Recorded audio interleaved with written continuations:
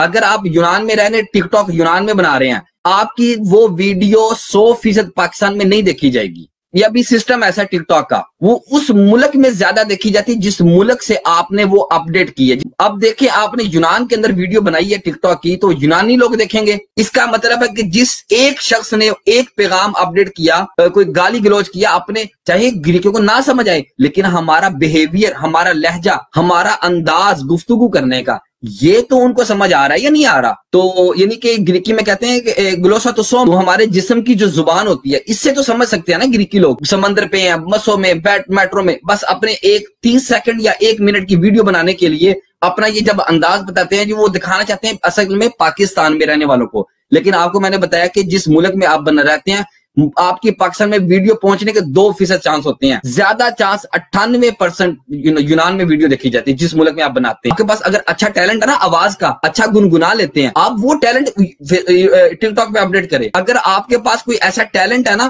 Exercise کرنے کا، آپ وہ اپڈیٹ کریں. آپ کے پاس اگر کوئی ٹیلنٹ ہے نا ایسا جس کے ساتھ آپ یہاں پہ اپنے ملک کا نام روشن کر سکتے ہیں، وہ اپڈیٹ کریں. کوئی یہ کہ 3-4 دوست گھر میں رہتے ہیں، وہ گھر میں رہ کے کوئی پروگرام کرتے ہیں ایسا جس کے ساتھ مزاح کا ماحول ہو، انٹرٹینمنٹ ہو اس کے اندر، وہ اپڈیٹ کریں. اب کچھ دوست ہیں وہ جناب میرا فلان تو انجی کر لیا، فلان تو امونیا چور بازاری چاہ جا، تو امونیا پلاتی چاہ جا، تو فلان جگہ چاہ جا. یار گند مچایا ہوگا یار یہ سب لوگوں نے. سائیکولوجیکلی، نفسیاتی طور پہ اس کا نقصان یہ ہوتا ہے کہ آپ کے اندر کا جو ٹیلنٹ ہوتا ہے نا وہ مر جاتا ہے. کہ آپ نے دیکھا کہ کوئی بندہ کسی پلاتیے میں گیا، وہاں جا کے اس نے جناب میرا گانا لگایا اور وہ چل رہا ہے اور بڑے اکڑ کے چل رہا ہے، اپنے اکڑ دکھا کے چل رہا ہے. اب آپ کے دل میں بھی آئی یار میں بھی جاؤں، یار میں بھی ایسے کروں، میں بھی ایسے کروں گا. اس کا مطلب آپ کے اندر کوئی اور ٹیلنٹ تھا، مگر آپ نے کسی کی نقل اتارنے کے لیے آپ نے بھی وہی انداز اپنایا. تو اس سے نقصان کیا ہوا؟ آپ نے اپنے ٹیلنٹ کو مار دیا. آپ کے اندر ممکن اللہ تعالیٰ نے کوئی اور خوبی رکھی ہو، اس خوبی کو زندہ رکھے، تو پھر آپ اپنے حصے کی شمع روشن کرتے ہوئے، اپنے حصے کا کردار ادا کرتے ہوئے